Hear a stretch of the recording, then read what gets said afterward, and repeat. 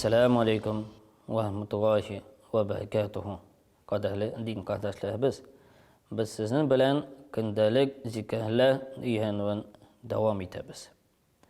Kilası zikrini şolayıq biz etəgə tiyişbiz, özümüzgə də iskat şəhəu, hem de indi Allah Teala'dan borçunu sahibiz.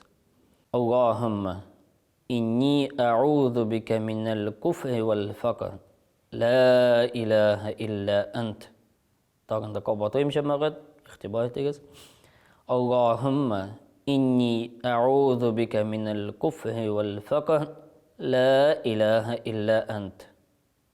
Mağnasında bilik cemaat, çünkü aytıyorum şey, bik kehakli zikir, bik kehakli dua.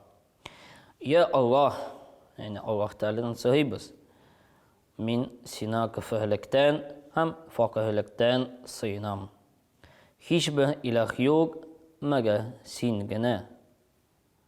Şayet biz dua kılsak, Allah Teala bizni küfürlükten de, fakirlikten de saklar inşallah.